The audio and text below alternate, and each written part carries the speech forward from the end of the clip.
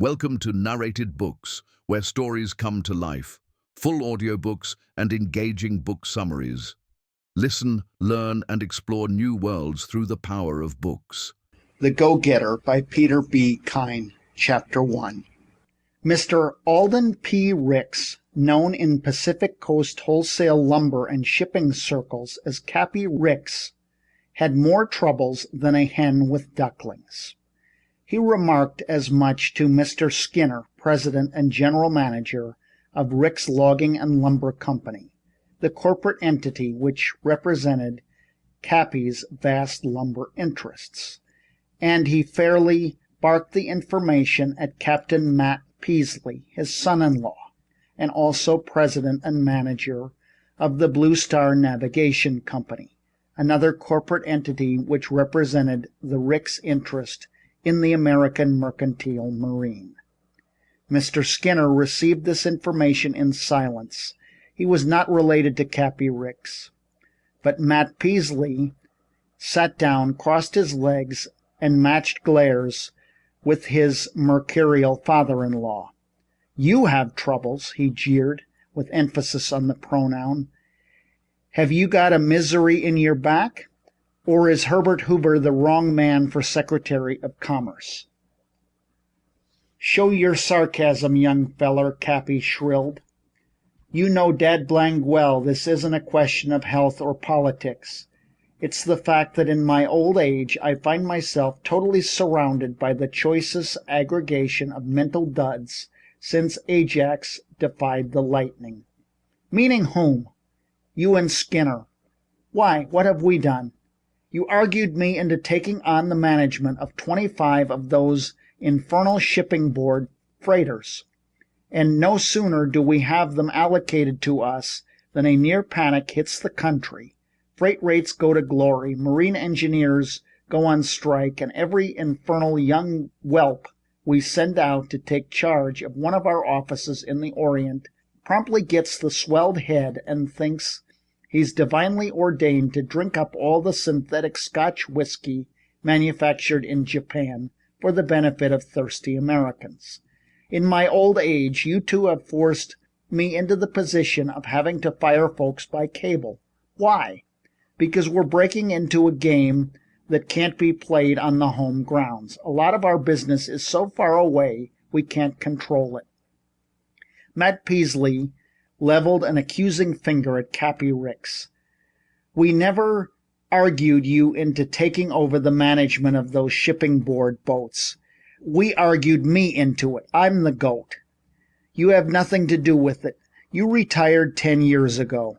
All the troubles in the marine end of this shop belong on my capable shoulders, old settler." "Theoretically, yes. Actually, no. I hope you do not expect me to abandon mental as well as physical efforts. Great wampus cats.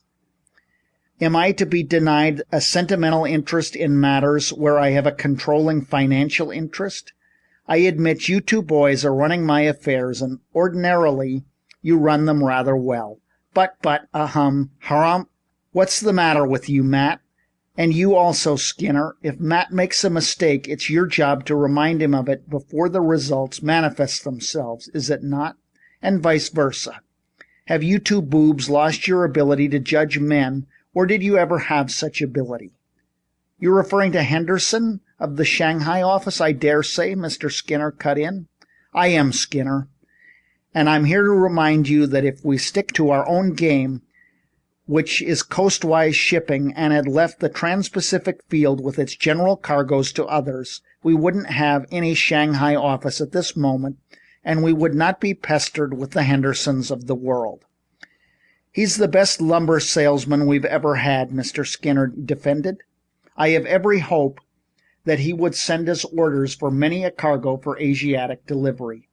And he had gone through every job in this office, from office boy to sales manager in the lumber department, and from freight clerk to passenger agent in the navigation company," Matt Peasley supplemented. "I admit all of that. But did you consult me when you decided to send him out to China on his own? Of course not.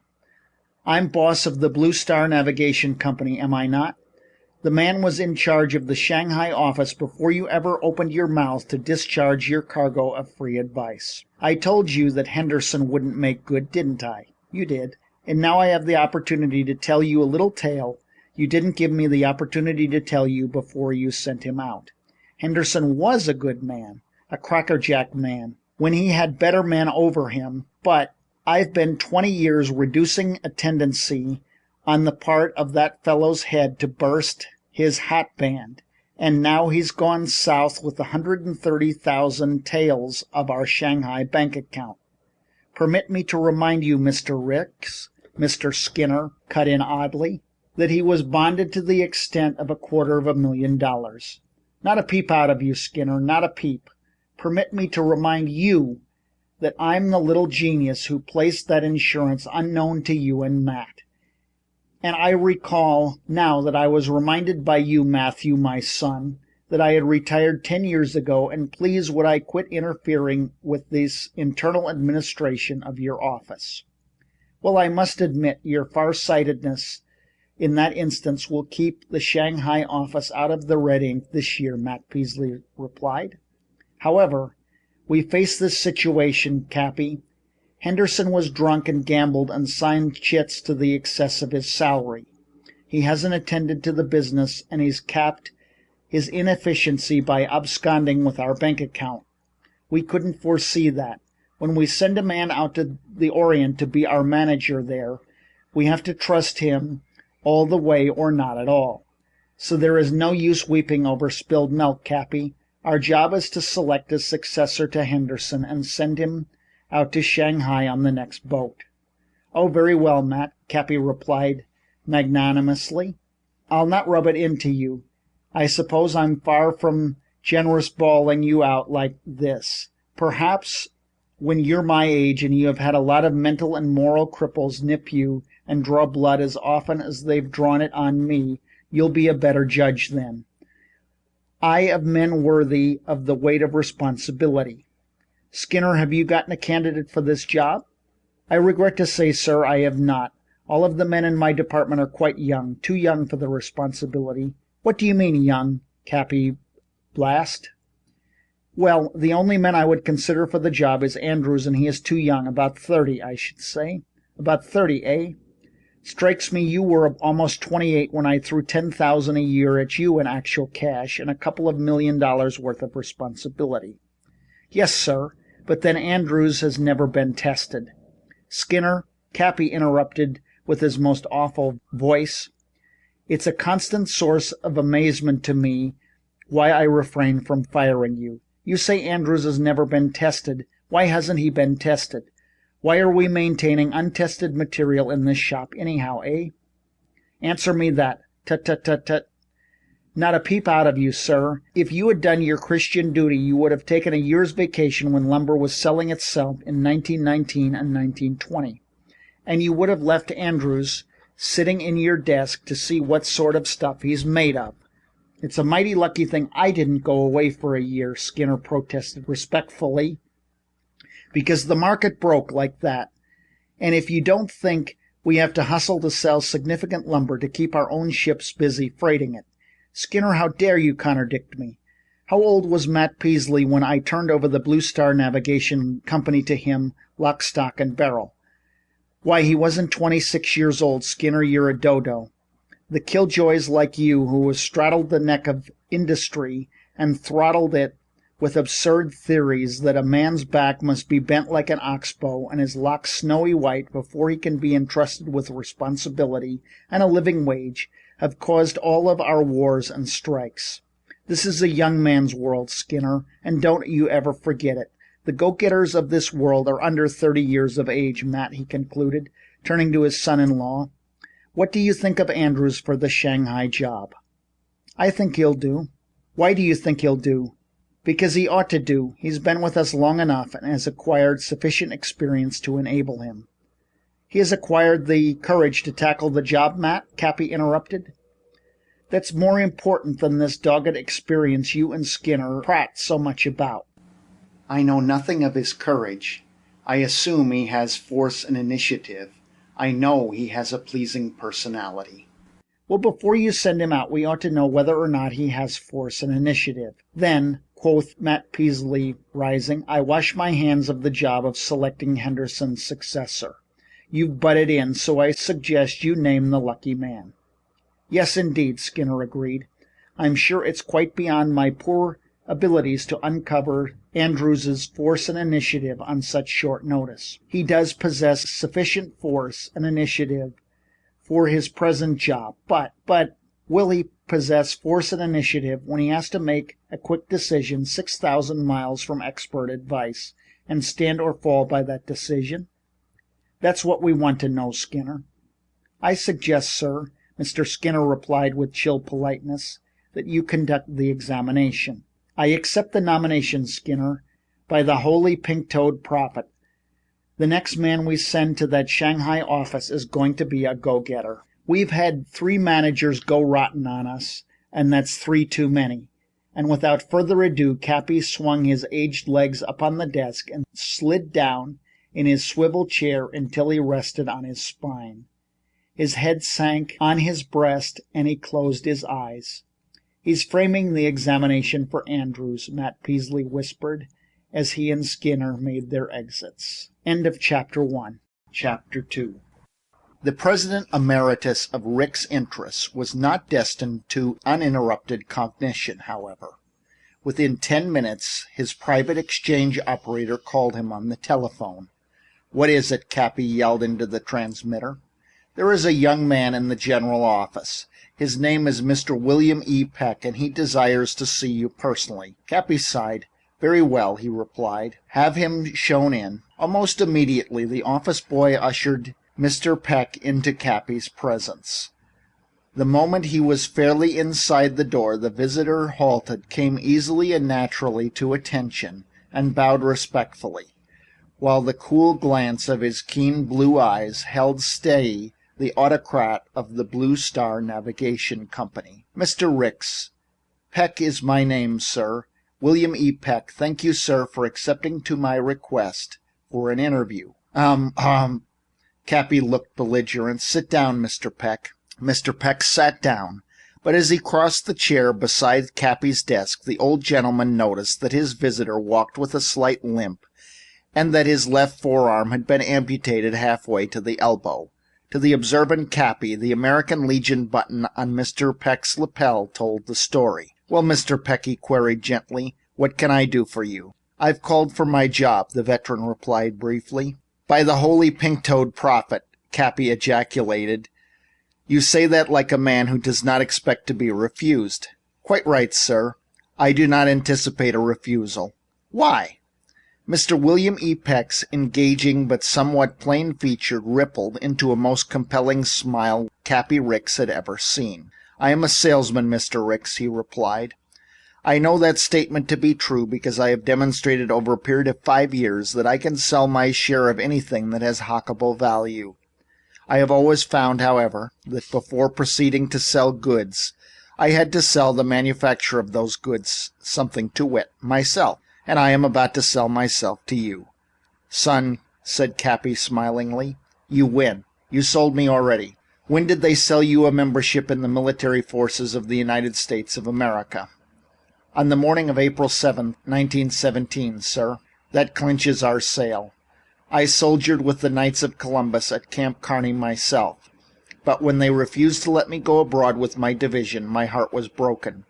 So I went over the hill." That little touch of the language of the line appeared to warm Mr. Peck's heart considerably, establishing at once a freemasonry between them. "I was with the Portland Lumber Company selling lumber in the Middle West before the war," he explained. "Uncle Sam gave me my sheepskin at Letterman General Hospital last week, with half disability on my $10,000 worth of government insurance. Whittling my wing was a mere trifle, but my broken leg was a long time mending, and now it's shorter than it really ought to be. And I developed pneumonia with influenza, and they found some TB indications after that. I've been at the government tuberculosis hospital in Fort Bernard, New Mexico for a year. However, what's left of me is certified to be sound. I've got 5 inches chest expansion, and I feel fine." Not at all blue or discouraged, Cappy hazarded. "Oh, I got off easy, Mr. Ricks. I have my head left and my right arm. I can think and I can write, and even if one of my wheels is flat, I can hike longer and faster after an order than most. Got a job for me, Mr. Ricks?" "No, I haven't, Mr. Peck. I'm out of it, you know. Retired 10 years ago. This office is merely a headquarters for social frivolity. A place to get my mail and mill over the gossip of the street. Our Mr. Skinner is the chap you should see." "I have seen Mr. Skinner, sir," the erstwhile warrior replied, "but he wasn't very sympathetic. I think he jumped to the conclusion that I was attempting to trade him my empty sleeve. He informed me that there wasn't significant business to keep the present staff of salesmen busy, so then I told him I'd take anything from stenographer up. I'm a champion one-handed typist of the United States Army. I can tally lumber and bill it. I can keep books, answer the telephone. No encouragement, eh?" "No, sir." "Well, my son," Cappy informed his cheerful visitor confidently, "you take my tip and see my son-in-law, Captain Peasley. He's high, low, and jack in the game in the shipping end of our business. I have also interviewed Captain Peasley. He was very kind, and he said he felt that he owed me a job, but business was so bad he couldn't make the place for me. He told me he was now carrying a dozen ex-servicemen merely because he hadn't had the heart to let them go. I believe him. Well, my dear boy, my dear young friend, why did you come to me?" "Because," Mr. Peck replied smilingly, "I want you to go over their heads and give me a job. I don't care a hoot what it is, provided I can do it. If I can do it better than what has been done before, and if I can't do it, I'll quit and save you the embarrassment of firing me. I'm not an object of charity, but I'm scarcely the man I used to be, and I'm 4 years behind the procession, and I have to catch up. I have the best of references." "I see you have," Cappy cut in blandly and pressed the push button on his desk. Mr. Skinner entered. He glanced disapprovingly at William E. Peck and turned inquiring eyes toward Cappy Ricks. "Skinner, dear boy," Cappy purred amiably, "I've been thinking over the proposition to send Andrews out to the Shanghai office, and I've come to this conclusion. Well, we'll have to take the chance. At the present time, that office is in charge of a stenographer, and we've got to get a manager on the job without any further loss of time. So I'll tell you what we'll do.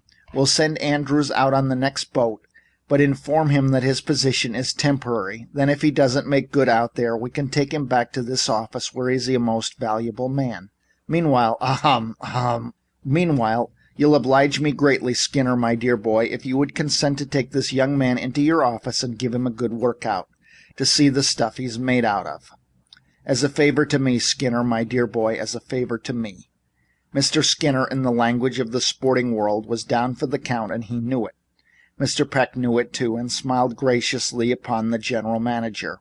For young Mr. Peck had been in the army, where he learned one of the great first lessons to be assimilated is this, that a commanding general's request is always tantamount to an order. "Very well, sir," Mr. Skinner replied coldly. "Have you arranged for the compensation to be given, Mr. Peck?" Cappy flew up a deprecating hand. "That detail is entirely up to you, Skinner. Far be it from me to interfere in the internal administration of your department. Naturally, you will pay Mr. Peck what he is worth and not a cent more." He turned to the triumphant Peck. "Now you listen to me, young feller. If you think you're slipping gracefully into a good thing, disabuse your mind of that impression right now. You'll step right up to the plate, my son, and you'll hit the ball fairly on the nose. And you'll do it early and often. The first time you tip a foul, you'll be warned. The second time, you'll get a month's layoff to think it over, and the third time you'll be out for keeps. Do I make myself clear?" "You do, sir," Mr. Peck declared happily. "All I ask is fighting room, and I'll hack my way into Mr. Skinner's heart. Thank you, Mr. Skinner, for consenting to take me on. I appreciate your action very much and shall endeavor to be worthy of your confidence." "Young scoundrel, infernal young scoundrel," Cappy murmured to himself. "He has a sense of humor, thank God. Oh, poor old narrow-gauge Skinner. If that fellow ever gets a new or unconventional thought in his stodgy head, it'll kill him overnight." He's hopping mad right now because he can't say a word in his own defense. But if he doesn't make hell look like a summer holiday for Mr. Bill Peck, I'm due to be unmercifully chloroformed. Good Lord, how empty life would be if I couldn't butt in and raise a little riot every once in so often. Mr. Peck had risen and was standing at attention. "When do I report for duty, sir?" he queried of Mr. Skinner. "Whenever you're ready," Skinner retorted with a wintry smile. Mr. Peck glanced at the cheap wrist watch. "It's 12 o'clock now," he soliloquized aloud. "I'll pop out, wrap myself around some rations, and report to the job at 1 p.m. I might as well knock out half a day's pay." He glanced at Cappy Ricks and quoted, "Count that day lost whose low, dissenting sun finds prices shot to glory and business done for him." Unable to maintain his composure in his face of such levity during office hours, Mr. Skinner withdrew, still wrapped in his sub-Antarctic dignity. The door closed behind him. Mr. Peck's eyebrows went up in a manner indicative of apprehension. "I'm off to a bad start, Mr. Ricks," he opined. "You only ask for a start," Cappy piped back at him. "I didn't guarantee you a good start, and I wouldn't because I can't. I can only drive Skinner and Matt Peasley so far and no farther. It's always to the point at which I quit, William, more familiarly known as Bill Peck, sir." "Very well, Bill." Cappy slid out to the edge of his chair and peered at Bill Peck balefully over the top of his spectacles. "I'll have my eye on you, young fellow," he shrilled. "I freely acknowledge our indebtedness to you, but the day you get the notion in your head that this office is an old soldier's home—" He paused thoughtfully. "I wonder what Skinner will pay you," he mused. "Oh, well," he continued, "whatever it is, take it and say nothing when the moment is propitious, and provided that you've earned it, I'll intercede with the endangered old relic and get you a raise." "Thank you very much, sir. You are most kind. Good day, sir." And Bill Peck picked up his hat and limped out of the presence. Scarcely had the door closed behind him than Mr. Skinner re-entered Cappy Ricks' lair. He opened his mouth to speak, but Cappy silenced him with an imperious finger. "Not a peep out of you, Skinner, my dear boy," he chirped amiably. "I know exactly what you're going to say, and I admit you're right to say it, but ahem. Now, Skinner, listen to reason. How the devil could you ever have the heart to reject that crippled ex-soldier?" There he stood on one sound leg, with his left sleeve tucked into his coat pocket and his homely face of grin, an unwhipped, unbeatable man. But you, blast your cold, unfeeling soul, Skinner, looked him in the eye and turned him down like a drunkard turns down near beer. "Skinner, how could you do it?" Undaunted by Cappy's admonitory finger, Mr. Skinner struck a distinctively defiant attitude.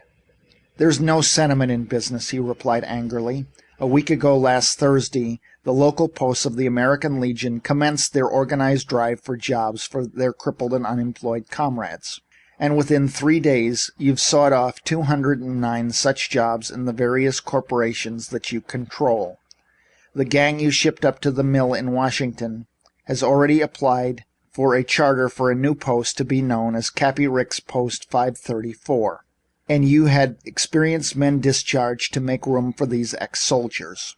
"You bet I did," Cappy yelled triumphantly.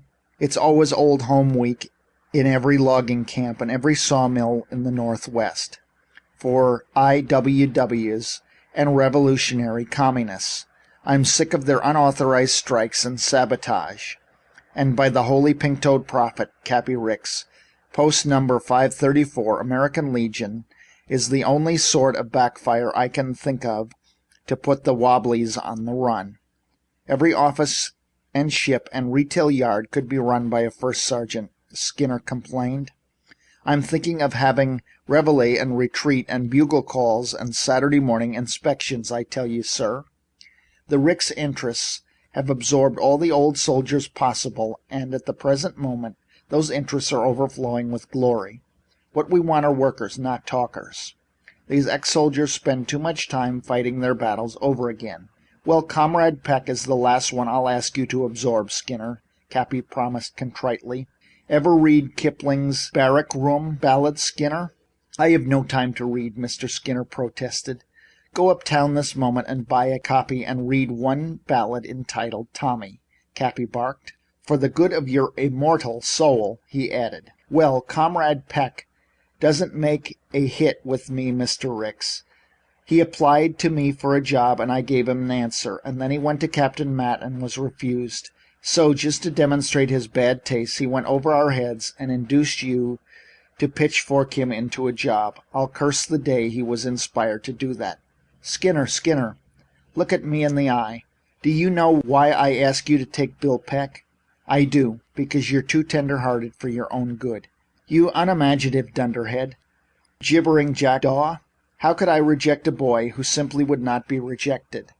Why, I'll bet a ripe peach that Bill Peck was the one of the doggonest fine soldiers you've ever seen. He carries his objective. He sized you up just like that, Skinner. He declined to permit you to block him, Skinner.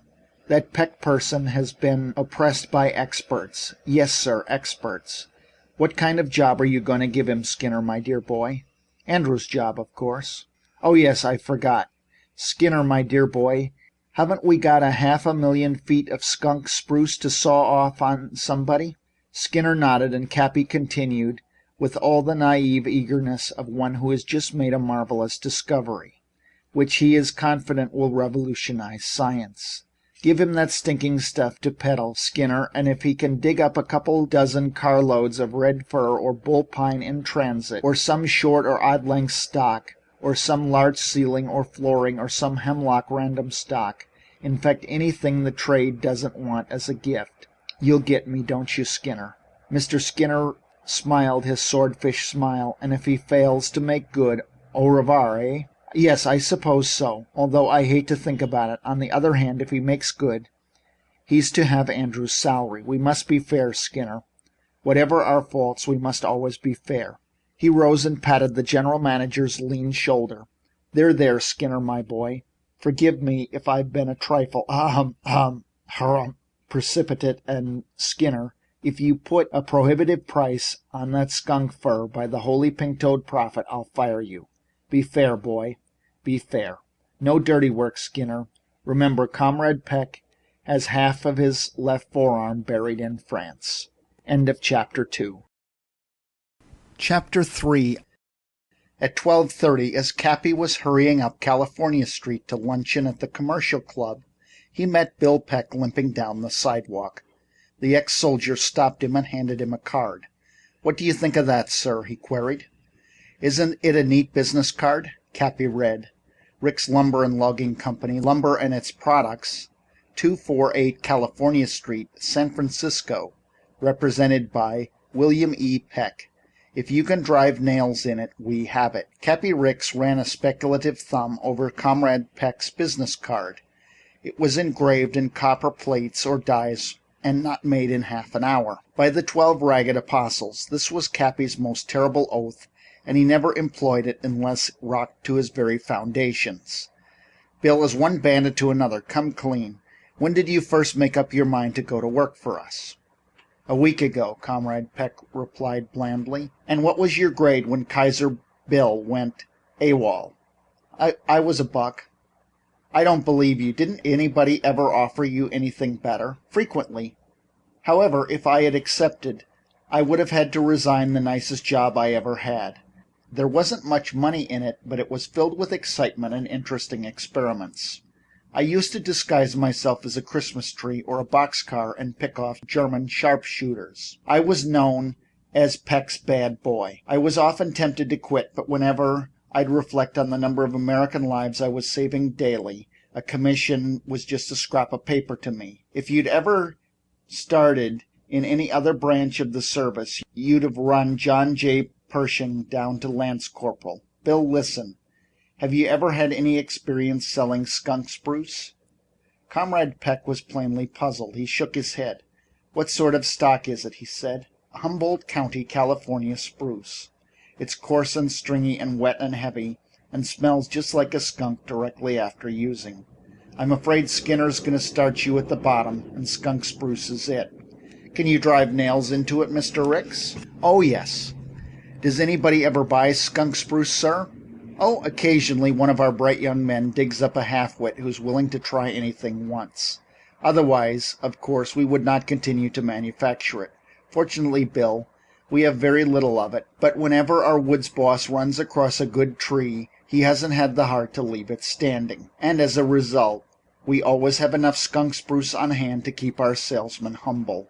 I can sell anything at a price, Comrade Peck replied unconcernedly, and continued on his way back to the office. End of Chapter 3. Chapter 4. For 2 months, Cappy Ricks saw nothing of Bill Peck. That enterprising veteran had been sent out into the Utah, Arizona, New Mexico, and Texas territory. The moment he had familiarized himself with the numerous details regarding freight rates, weights, and the mills he represented, all things which a salesman should be familiar with before he starts out on the road. From Salt Lake City he wired in an order for 2 carloads of larch rustic, and in Ogden he managed to inveigle a retail yard with which Mr. Skinner had been trying to do business for years into sampling a carload of skunk spruce boards, random lengths and grades, at $1 above the price given him by Skinner. In Arizona he worked up some new business by mining timbers. But it was not until he got to the heart of Texas that Comrade Peck really commenced to demonstrate his selling ability.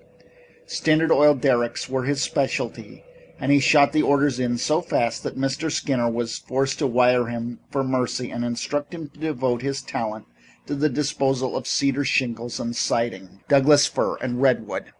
Eventually he completed his circle and worked his way home via Los Angeles, pausing, however, in the San Joaquin Valley to sell 2 more carloads of skunk spruce. When this order was wired in, Mr. Skinner came to Cappy Ricks with the telegram. "Well, I must admit, Comrade Peck can sell lumber," he announced grudgingly. "He has secured 5 new accounts, and here is an order for 2 more carloads of skunk spruce. I'll have to raise his salary about the first of the year." "My dear Skinner, why the devil wait until the first of the year? Your pernicious habit of deferring the inevitable parting with your money has cost us the service of more than one good man. You know, you have to raise Comrade Peck's salary sooner or later, so why not do it now and smile like a dentifrice advertisement while you're doing it? Comrade Peck will feel a whole lot better as a result, and who knows, he may conclude you're a human being after all and learn to love you." "Very well, sir. I'll give him the same salary Andrews was getting before Peck took over his territory." "Skinner, you make it impossible for me to refrain from showing you who's boss around here." "He's better than Andrews, isn't he?" "I think he is, sir." "Well, then, for the love of a square deal, pay him more, and pay it to him on the first day he went to work. Get out. You make me nervous, by the way. How is Andrews getting along in the Shanghai job?" "He's helping the cable company pay its income tax. Cables came about 3 times a week on matters he should decide for himself. Matt Peasley is disgusted with him." "Ah, well, I'm not disappointed. And I suppose Matt will be in here before long to remind me that I was the bright boy who picked Andrews for the job." "Well, I did, but I call upon you to remember, Skinner, when I'm assailed, that Andrews' appointment was temporary." "Yes, sir, it was." "Well, I suppose I'll have to cast about for his successor and beat Matt out of his cheap old 'I told you so' triumph. I think Comrade Peck has some of the earmarks of a good manager for our Shanghai office, but I'll have to test him a little further." He looked up humorously at Mr. Skinner. "Skinner, my dear boy," he continued, "I'm going to have him deliver a blue vase." Mr. Skinner's cold features actually glowed. "Well, tip the chief of police and the proprietor of the store off this time and save yourself some money," he warned Cappy. He walked to the window and looked down California Street. He continued to smile. "Yes," Cappy continued dreamily, "I think I shall give him the 33rd degree. You'll agree with me, Skinner, that if he delivers the blue vase he'll be worth $10,000 a year as our Oriental manager." "I'll say he will," Mr. Skinner replied snaggily. "Very well, then. Arrange matters, Skinner, so that he will be available for me at 1 o'clock a week from Sunday. I'll attend to the other details." Mr. Skinner nodded. He was still chuckling when he departed for his own office. End of Chapter 4. Chapter 5. A week from the succeeding Saturday, Mr. Skinner did not come down to the office, but a telephone message from his home informed the chief clerk that Mr. Skinner was at home and somewhat indisposed. The chief clerk was to advise Mr. Peck that he, Mr. Skinner, had contemplated having a conference with the latter that day, but that his indisposition would prevent this. Mr. Skinner hoped to be feeling much better tomorrow, and since he was very desirous of a conference with Mr. Peck before the latter should depart on his next selling pilgrimage on Monday, would Mr. Peck be good enough to call at Mr. Skinner's home at 1 o'clock Sunday afternoon? Mr. Peck sent back word that he would be there at the appointed time and was rewarded with Mr. Skinner's thanks via the chief clerk. Promptly at 1 o'clock the following day, Bill Peck reported at the general manager's house. He found Mr. Skinner in bed reading the paper and looking surprisingly well. He trusted Mr. Skinner felt better than he looked. Mr. Skinner did, and at once entered into a discussion of the new customers, other prospects he particularly desired Mr. Peck to approach, new business to be investigated, and further details without end. In the midst of the conference, Cappy Ricks telephoned. A portable telephone stood on the commode beside Mr. Skinner's bed, so the latter answered immediately. Comrade Peck watched Skinner listen attentively for fully 2 minutes, then heard him say, "Mr. Ricks, I'm very sorry. I'd love to do this errand for you, but really I'm under the weather. In fact, I'm in bed as I speak to you now. But Mr. Peck is here with me, and I'm sure he'll be very happy to attend to the matter for you." "By all means," Bill Peck hastened to assure the general manager. "Who does Mr. Ricks want killed, and where should I have the body delivered?" "Ha ha ha ha!" Mr. Skinner had a singularly annoying, mirthless laugh, as if he begrudged himself such an unheard of indulgence. "Mr. Peck says," he informed Cappy, "that he'll be delighted to attend to the matter for you. He wants to know whom you want killed and where you wish the body delivered." "Ha ha ha! Peck, Mr. Ricks will speak to you." Bill Peck took the telephone. "Good afternoon, Mr. Ricks." "Hello, old soldier. What are you doing this afternoon?" "Nothing, after I conclude my conference with Mr. Skinner. By the way, he has just given me a most handsome boost in salary for which I am most appreciative. I feel, however, despite Mr. Skinner's graciousness, that you have put in a kind word for me with him, and I want to thank you." "Tut-tut. Not a peep out of you, sir, not a peep. You get nothing for nothing from Skinner or me. However, in view of the fact that you're feeling kindly toward me this late afternoon, I wish you'd do a little errand for me. I can't send a boy, and I hate to make a messenger out of you, I have no false pride, Mr. Ricks." "Thank you, Bill. Glad you feel that way about it. Bill, I was prowling around town this forenoon after church, and down in a store on Sutter Street between Stockholm and Powell Street on the right-hand side, as you face Market Street, I saw a blue vase in the window. I have a weakness for vases, Bill. I'm a sharp on them, too. Now, this vase I saw isn't very expensive as vases go. In fact, I wouldn't buy it for my collection. But one of the finest and sweetest ladies of my acquaintance has the mate to that blue vase I saw in the window, and I know she'd be prouder than Punch if she had 2 of them, one for each side of her drawing room mantel. Understand? Now, I'm leaving from the Southern Pacific Depot at 8 o'clock tonight, bound for Santa Barbara to attend her wedding anniversary tomorrow night. I forget what anniversary it is, Bill, but I have been informed by my daughter that I'll be very much de trop if I send any present other than something in porcelain or china or cloisonne. Well, Bill, this crazy little blue vase just fills the order, understand?" "Yes, sir. You feel that it would be most graceful on your part if you could bring this little blue vase down to Santa Barbara with you tonight. You have to have it tonight because if you wait until the store opens on Monday, the vase will reach your hostess 24 hours after her anniversary party." "Exactly, Bill. Now, I've simply got to have that vase. If I had discovered it yesterday, I wouldn't be asking you to get it for me today, Bill. Please don't make any explanations or apologies, Mr. Ricks. You have described the vase. No, you haven't. What sort of blue is it? How tall is it?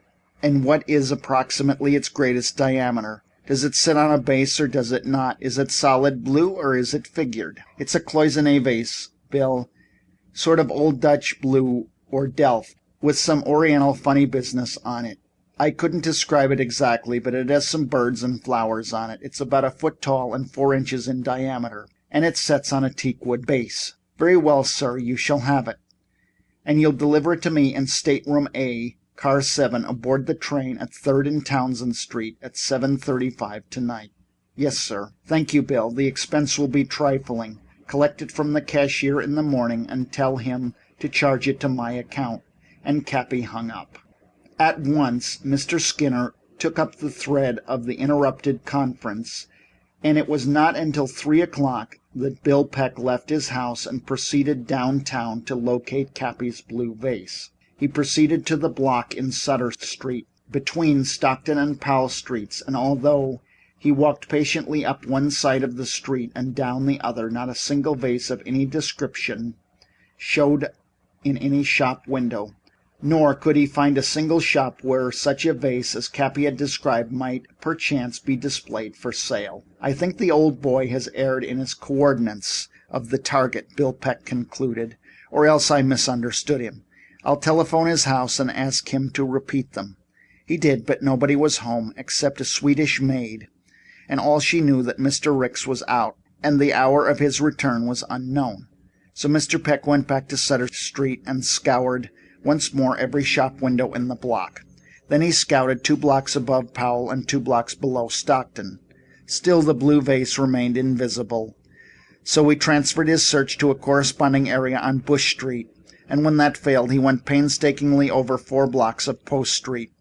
He was still without results when he moved 1 block further west and 1 further south and discovered the blue vase in a huge plate glass window of a shop on Geary Street near Grant Avenue. He surveyed it critically and was convinced that it was the object he sought. He tried the door, but it was locked, as he had anticipated it would be, so he kicked the door and raised an infernal racket, hoping against hope that the noise might bring a watchman from the rear of the building. In vain. He backed out to the edge of the sidewalk and read the sign over the door: B. Cohen's Art Shop. This was a start, so Mr. Peck limped over to the Palace Hotel and procured a telephone directory. By actual count, there were 19 B. Cohens scattered throughout the city. So before commencing to call the 19, Bill Peck borrowed the city directory from the hotel clerk and scanned it for the particular B. Cohen who owned the art shop. His search availed him nothing. B. Cohen was listed as an art dealer at the address where the blue vase reposed in the window. That was all. "I suppose he's a commuter," Mr. Peck concluded, and at once proceeded to procure directories of the adjacent cities of Berkeley, Oakland, and Alameda. They were not available, so in despair he changed $1 into 5-cent pieces, sought a telephone booth, and commenced calling up all of the B. Cohens in San Francisco. Of the 19, 4 did not answer, 3 were temporarily disconnected, 6 replied in Yiddish, 5 were not the B. Cohen he sought, and 1 swore he was Irish and that his name was spelled Cohan and pronounced with an accent on both syllables. The B. Cohens resident in Berkeley, Oakland, and Alameda, San Rafael, Sausalito, Mill Valley, San Mateo, Redwood City, and Palo Alto were next telephoned to, and whom this long and expensive task was done.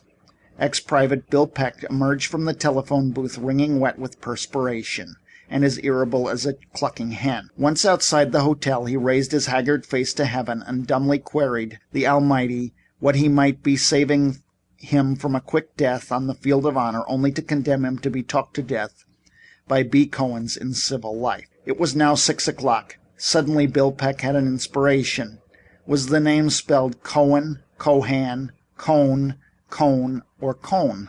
"If I have to take a Jewish census again tonight, I'll die," he told himself desperately, and went back to the art shop.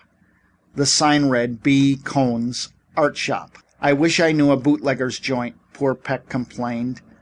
"I'm pretty far gone, and a little wood alcohol wouldn't hurt me much now. Why, I could have sworn the name was spelled with an E. It seems to me I noted that particularly." He went back to the hotel telephone booth and commenced calling up all the B. Cohens in town. There were 8 of them. 6 of them were out.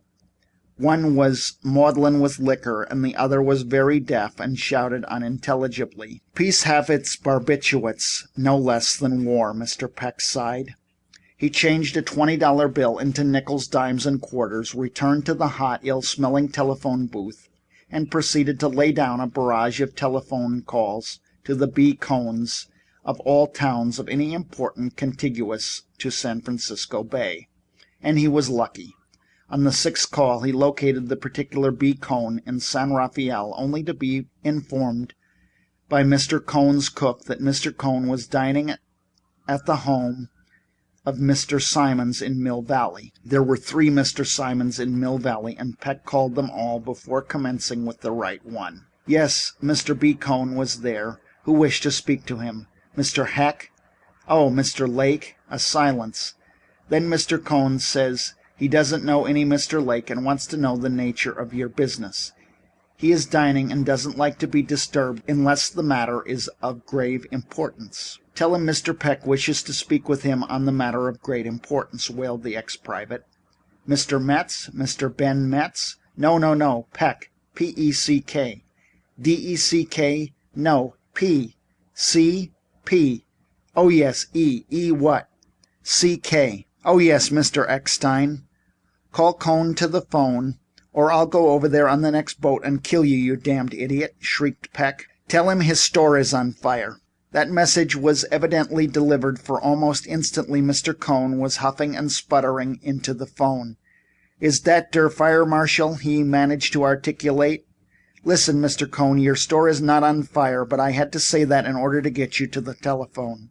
I'm Mr. Peck, a total stranger to you. You have a blue vase in your shop window on Geary Street in San Francisco. I want to buy it, and I want to buy it before 7:45 tonight. I want you to come across the bay to open the store and sell me that vase. Such a business. What you think I am? Crazy? No, Mr. Cohn, I do not. I'm the only crazy man talking. I'm crazy for that vase, and I've got to have it right away. You know what that vase costs? Mr. Cohn dripped syrup. No, and I don't give a hoot what it costs. I want that vase. I want it, and I want it when I want it. Do you get it? Well, lemme see. What time is it? A silence while Mr. Cohn evidently looked at his watch. It is 7:15, Mr. Eckstein. Under the next train from Mill Valley don't leave till 8 o'clock. That will get me to San Francisco at 8:50, and I am dining with me friends and it just finished my soup. To hell with your soup. I want that blue vase. Well, I tell you, Mr. Eckstein, if you've got to have it, call up my head salesman, Herman Joost, in der Chilton Apartments, Prospect 3429, and tell him I said he should come down right way quick and sell you that blue vase. Goodbye, Mr. Eckstein. And B. Cohn hung up. Instantly, Peck called Prospect 3429 and asked for Herman Joost. Mr. Joost's mother answered. She was desolated because Herman was not at home, but vouchsafed the information that he was dining at the country club. Which country club? She did not know. So Peck procured from the hotel clerk a list of the country clubs in and around San Francisco and started calling them up. At 8 o'clock he was still being informed that Mr. Juice was not a member and Mr. Luce wasn't in, that Mr. Coos had been dead 3 months, and that Mr. Boos had played but 8 holes when he received a telegram calling him back to New York. At the other clubs Mr. Juice was unknown. Licked, murmured Bill Peck, but never it be said that I didn't go down fighting. I'm going to heave a brick through that show window, grab the vase, and run with it. He engaged a taxicab and instructed the driver to wait for him at the corner of Geary and Stockholm. Also, he borrowed from the chauffeur a ball-peen hammer. When he reached the art shop of B. Cohn, however, a policeman was standing in the doorway, violating the general orders of policemen on duty and surreptitiously smoking a cigar. He'll nab me if I crack that window, the desperate Peck decided, and continued on down the street, crossed to the other side, and came back. It was now dark, and over the shop B. Cohn's name burned in small red, white, and blue electric lights. And lo, it was spelled B. Cohen. Ex-Private William E. Peck sat down on a fire hydrant and cursed with rage. His weak leg hurt him, too, and for some damnable reason the stump on his left arm developed a feeling that the missing hand was itchy. "The world is filled with idiots," he raved furiously. "I'm tired and I'm hungry. I skipped luncheon and I've been too busy to think of dinner." He walked back to his taxicab and returned to the hotel where, hope springing eternal in his breast, he called Prospect 3249 and discovered that the missing Herman Joost had returned to the bosom of his family. To him the frantic Peck delivered the message of B. Cohn, whereupon the cautious Herman Joost replied that he would confirm the authenticity of the message by telephoning Mr. Cohn at Mr. Simpson's home in Mill Valley. If Mr. Cohn or Cohen confirmed Keck's story, he, the said Herman Joost, would be in the store sometime before 9 o'clock, and if Mr. Keck cared to, he might wait for them there. Mr. Keck said he would be delighted to wait for him there. At 9:15, Herman Joost appeared on the scene. On his way down the street, he had taken the precaution to pick up a policeman and bring him along with him. The lights were switched on in the store, and Mr. Joost lovingly extracted the blue vase from the window. "What's the cursed thing worth?" Peck demanded. $2,000. Mr. Joost responded without so much a quiver of his eyelash. "Cash," he added, apparently as an afterthought. The exhausted Peck leaned against the sturdy guardian of the law and sighed. This was the final straw. He had about $10 in his possession. "You refuse absolutely to accept my check?" he quivered. "I don't know you, Mr. Peck," Herman Joost replied simply. "Where's your telephone?" Mr. Joost led Peck to the telephone, and the latter called up Mr. Skinner. "This is all that is mortal of Bill Peck speaking. I've got the store open, and for $2,000 cash I can buy the blue vase Mr. Ricks has set his heart upon." "Oh, Peck, dear fellow," Mr. Skinner purred sympathetically. "Have you been all this time on that errand?" "I have, and I'm going to stick to the job until I deliver the goods. For God's sake, let me have $2,000 and bring it down to me at B. Cohen's art shop on Geary Street near Grant Avenue. I am too utterly exhausted to go up after it." "My dear Peck, I haven't $2,000 in my house. That's too great a sum of money to keep on hand." "Well, then come down to open up the office safe and get the money for me." "Time lock on the office safe, Peck. Impossible." "Well, then come down and identify me at hotels and cafes and restaurants so I can cash my own check.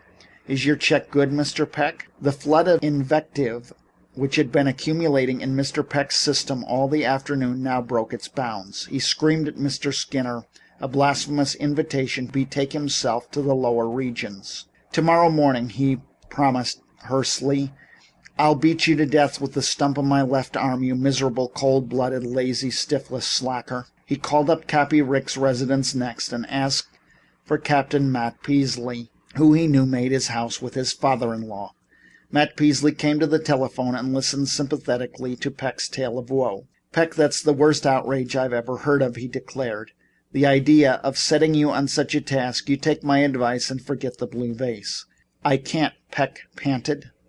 "Mr. Ricks will feel mighty chagrined if I fail to get the vase for him.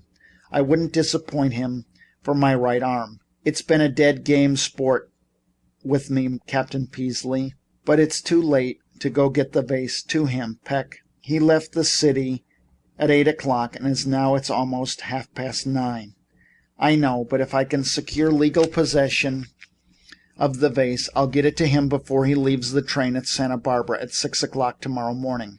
"How?" "There's a flying school out at the marina, and one of the pilots there is a friend of mine. He'll fly to Santa Barbara with me and the vase." "You're crazy." "I know it. Please lend me $2,000. "What for?" "To pay for the vase." "Now I know you're crazy or drunk.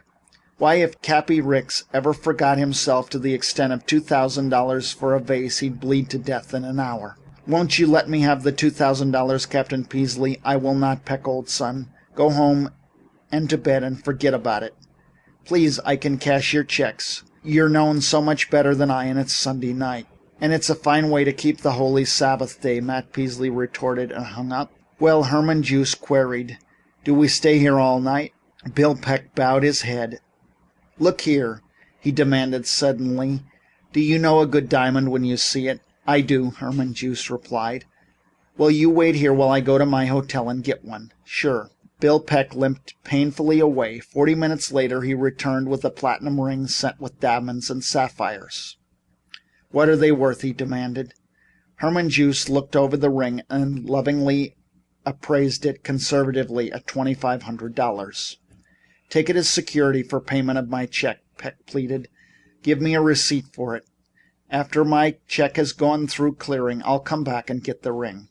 15 minutes later, with the blue vase packed in excelsior and reposing in a stout cardboard box, Bill Peck entered a restaurant and ordered dinner. When he had dined, he engaged a taxi and was driven to the flying field at the marina. From the night watchman, he ascertained the address of his pilot friend, and at midnight, with his friend at the wheel, Bill Peck, and his blue vase soared up into the moonlight and headed south. An hour and a half later, he landed in the stubble field at Salinas Valley, and bidding his friend goodbye, Bill Peck trudged across the railroad tracks and sat down.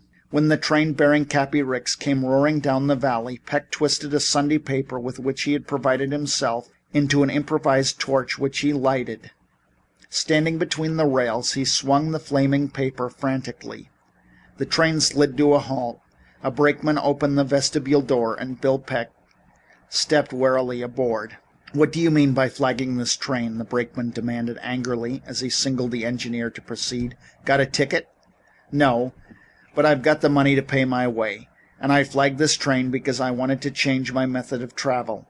I'm looking for a man in stateroom A of car 7, and if you try and block me, there'll be murder done." "That's right. Take advantage of your half-portion arm and abuse me," the brakeman retorted bitterly. "Are you looking for that little old man with the Henry Clay collar and the mutton chop whiskers?" "I certainly am." "Well, he was looking for you just before we left in San Francisco.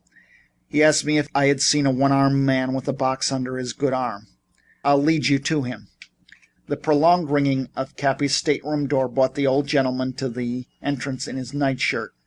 "Very sorry to have to disturb you, Mr. Ricks," said Bill Peck, "but the fact is there are so many Cohens and Cohns and Cohans, and it was such a job to dig up $2,000 that I failed to connect with you at 7:45 last night as per orders. It was absolutely impossible for me to accomplish the task within the time limits set, but I was resolved that you should not be disappointed. Here is the vase. The shop wasn't within 4 blocks of where you thought it was, sir, but I am sure I found the right vase. It ought to be. It cost enough, and it's hard enough to get, so it should be precious enough to form a gift for any friend of yours." Cappy Ricks stared at Bill Peck as if the latter were a wraith. "By the 12 ragged apostles," he murmured. "By the holy pink-toed prophet.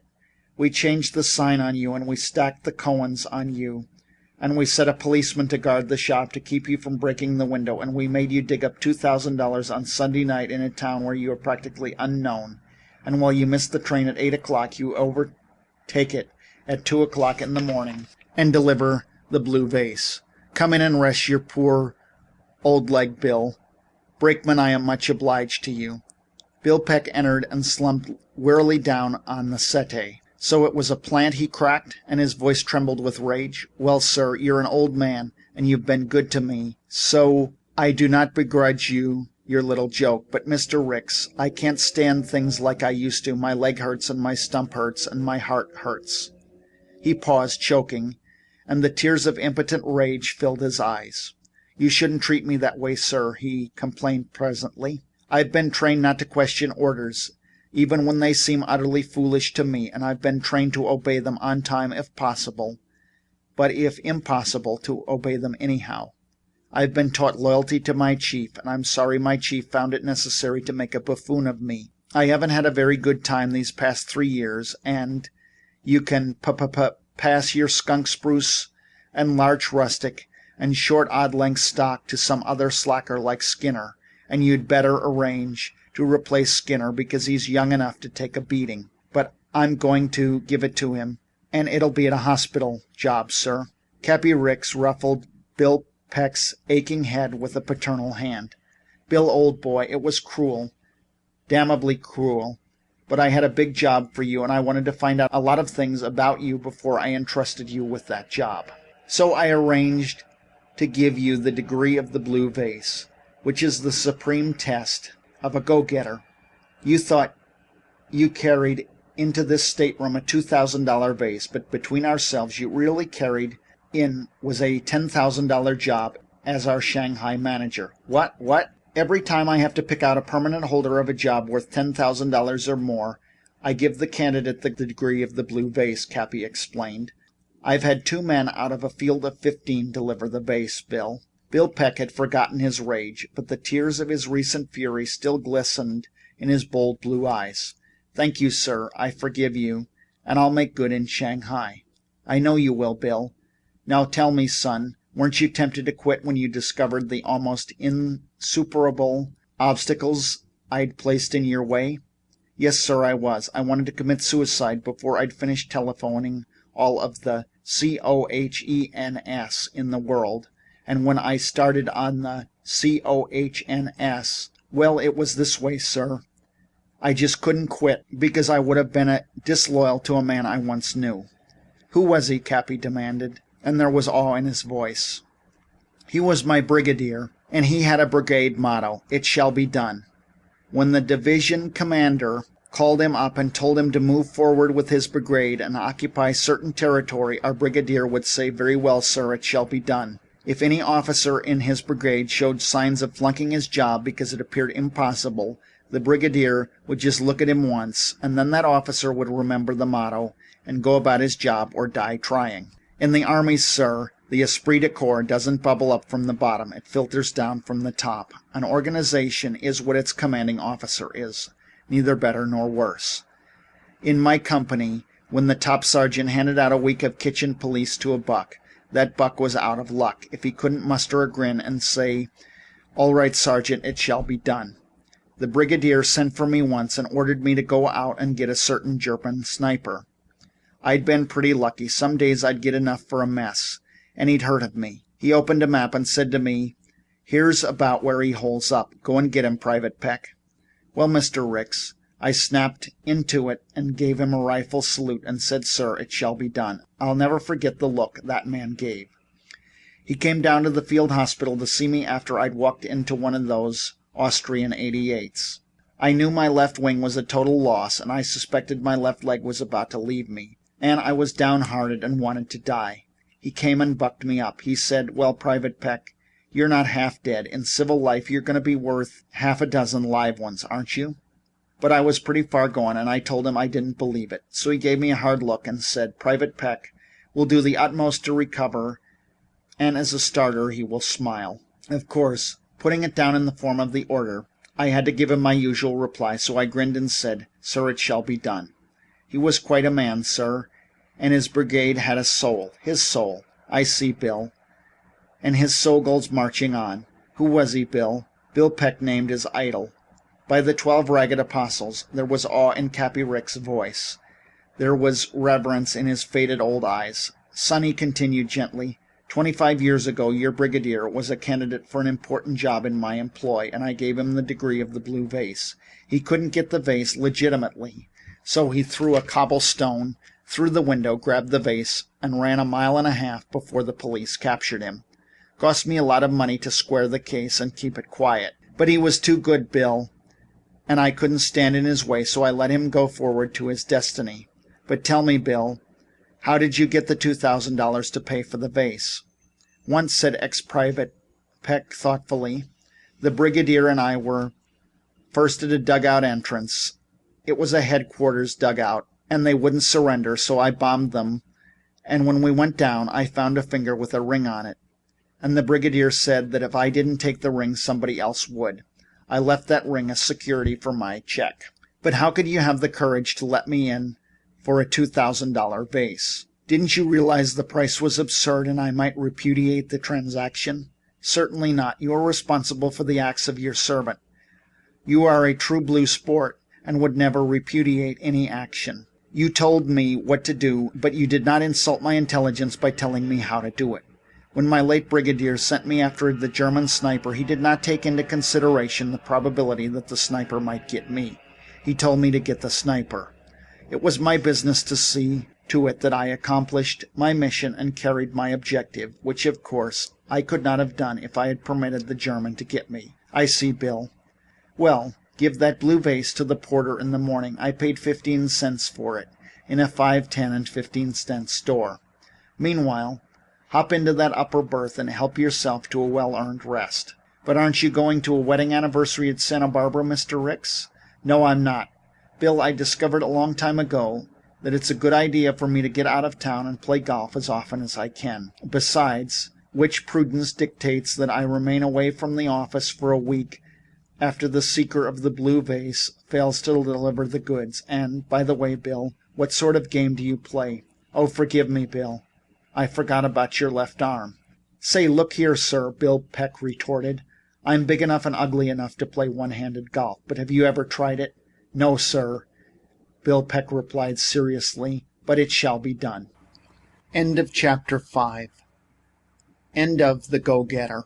Thank you for listening to Narrated Books. If you enjoyed this audiobook, hit like and subscribe for more amazing stories. What book should we narrate next? Let us know in the comments.